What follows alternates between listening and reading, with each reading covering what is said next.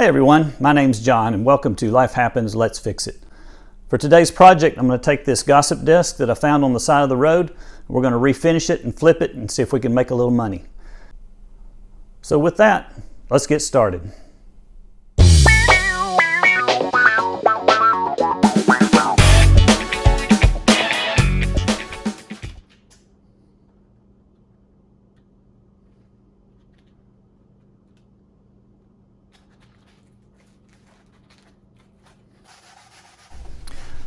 So I'm using a sanding block here, and as you saw before, it's got two sides with coarse sandpaper and two sides with fine sandpaper, and that's a perfect tool for our first step, which is to give our piece a good rough up sanding over all the surfaces.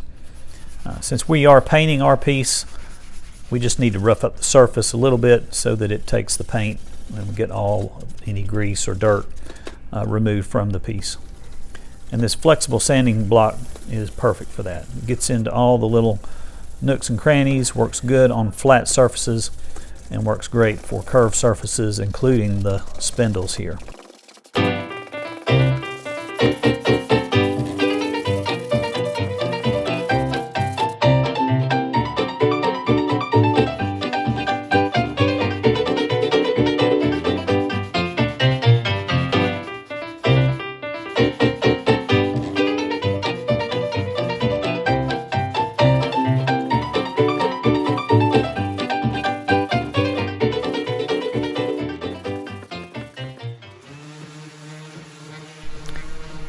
Just to prove that I am somewhat lazy, I did use a Orbital battery powered sander in some places.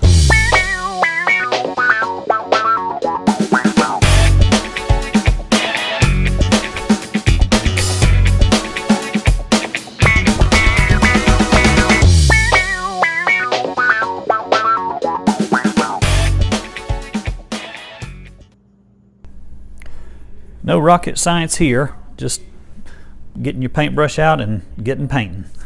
I'm using a disposable chip brush here. These are great if you don't want to worry about cleaning up. The only caution I'll give you is that these, when you're first starting off, tend to shed a few bristles here and there, so keep an eye out and pull those out. But in this case, this chalk paint is actually water cleanup, so you could use a good brush for this if you wanted. I just had this handy and pulled it out and didn't even think about it.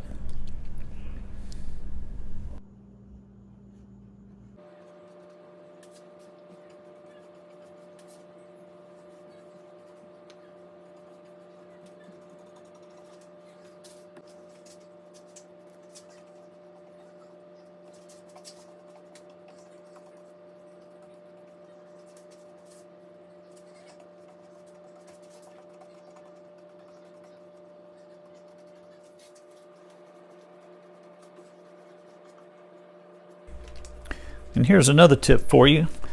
Once you put the paint on with your brush, if you've got a little foam roller here, you can come behind your brushed on paint and smooth it out on the flatter surfaces with your foam roller.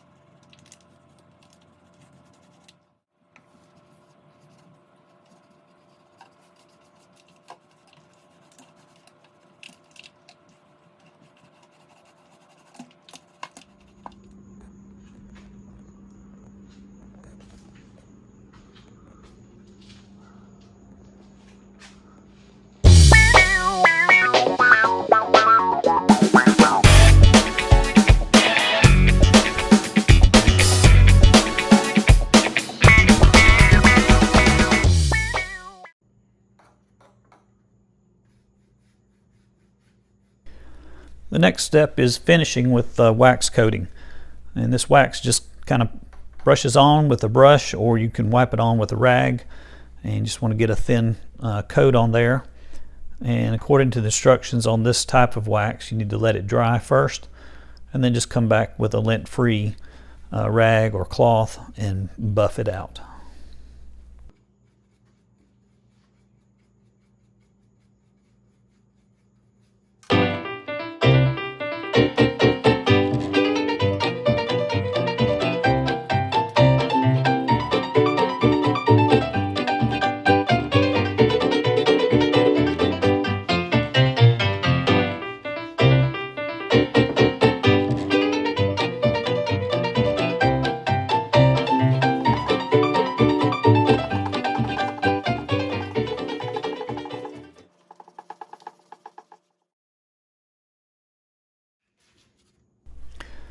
The old seat that came with this phone table, aka gossip bench, was completely shot. You can see the wood here is in bad shape, and the cushion was even in worse condition.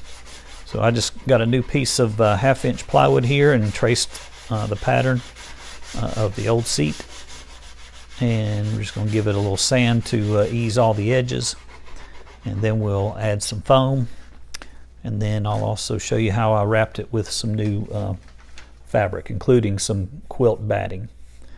So there's the size, 15 by 17, and it came with two 1-inch pieces. I just used both of them, so we ended up with a 2-inch cushion.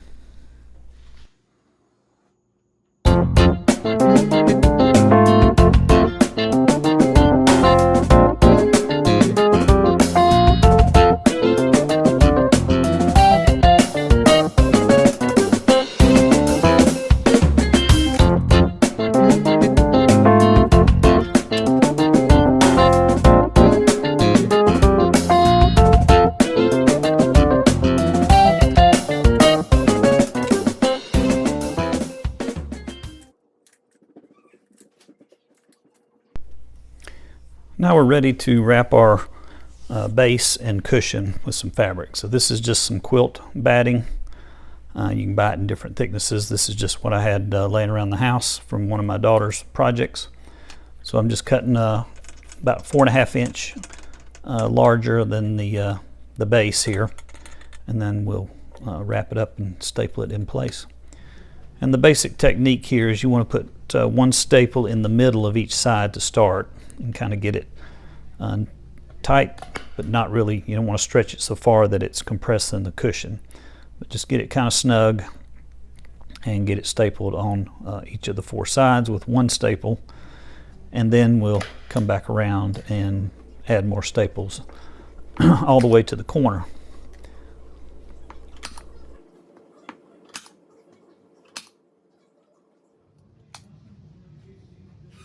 You can see we didn't go all the way to the corner. We left it about an inch or so from the edge.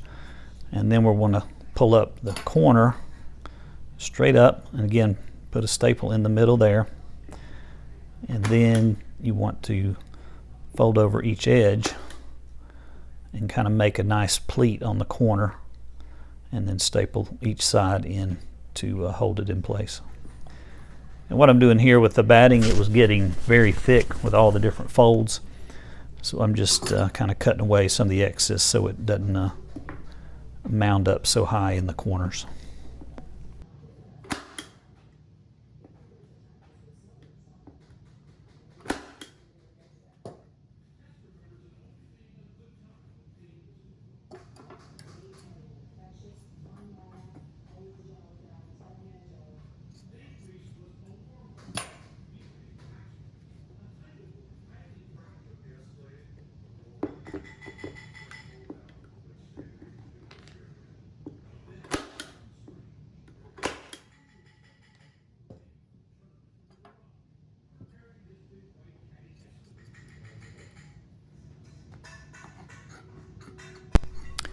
So after we've done the other 3 corners, you just want to come behind and just cut off most of the excess fabric here. And now we're ready to wrap it with our decorative final layer.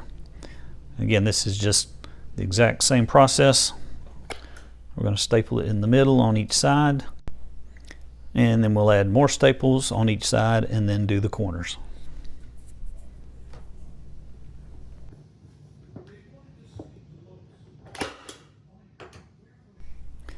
Now I did leave this fabric long on one side. If you wanted to, you could trim it to 4 or 5 inches like we did with the batting. That's up to you. You can trim it off before or trim it off later. It doesn't matter. Now the one thing I did do different here than with the batting is I'm lifting up the cushion and just making sure there's no wrinkles in the fabric before I finish stapling down the final side.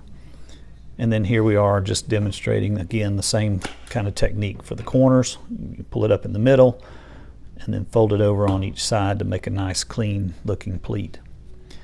And as you can see, I've got the screwdriver here. If you do make a mistake, you just pull the staple back out and make it right.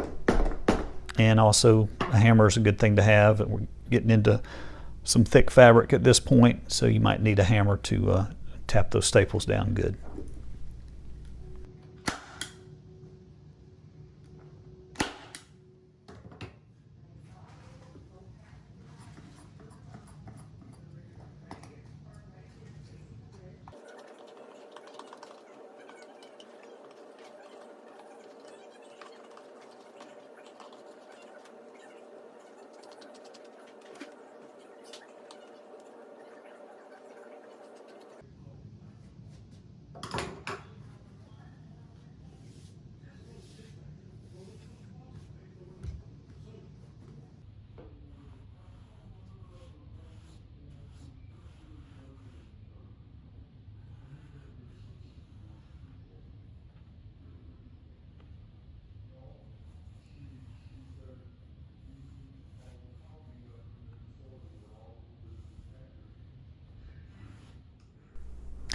The final step is to put some screws in through the bottom. Just make sure your screws don't stick up through the wood and leave a sharp point.